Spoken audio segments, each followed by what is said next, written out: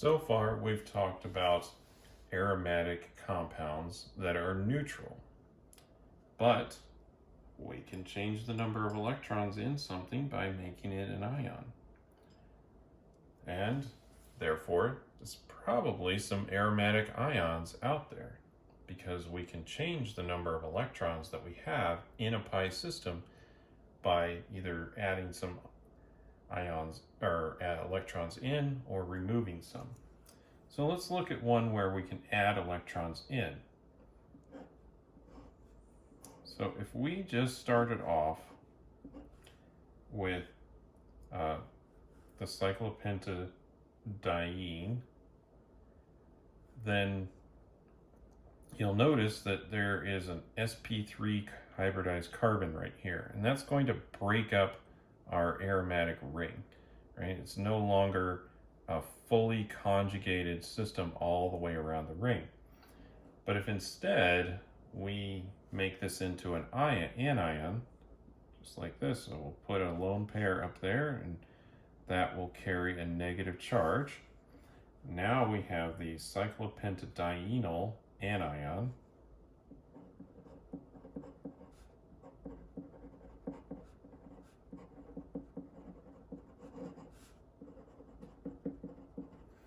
And this is aromatic. It's flat, and it has three pairs of electrons. That's 6. So this is an aromatic anion. And this actually gets used quite a bit in organometallics, and this anion gets abbreviated CP. So when you might see a structure that has some metal and then a line drawn off of it, and then just CP, they mean this anion right here. Now, it's also possible to make cations. So I'm going to draw the 7-membered ring here.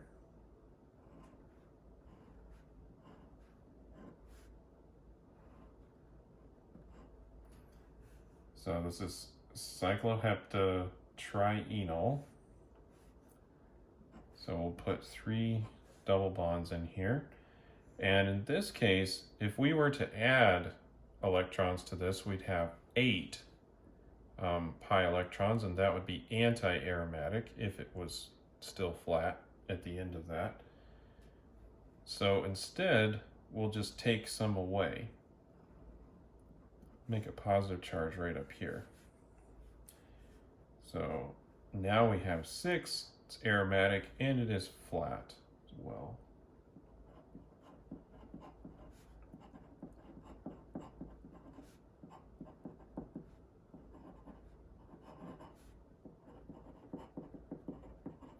So, cycloheptatrienyl cation.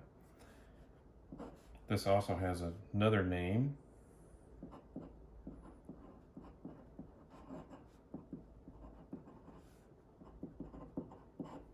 The tropylium ion. Now, as you might guess, just because since there are aromatic ions or aromatic ions, there are also anti-aromatic ions. So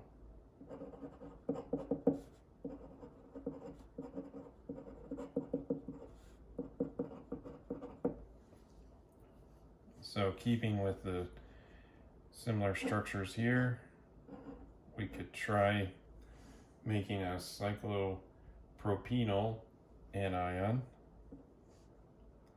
which I suspect is quite unstable due to the ring strain and charges that are there, and the fact that it's anti-aromatic.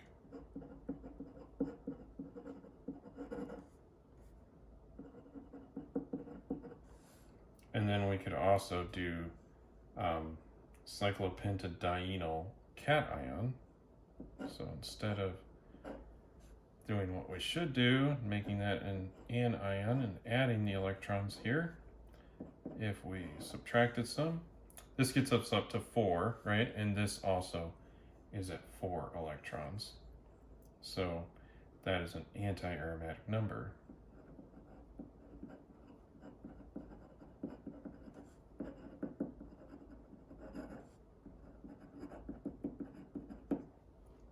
So there's a little bit about aromatic ions.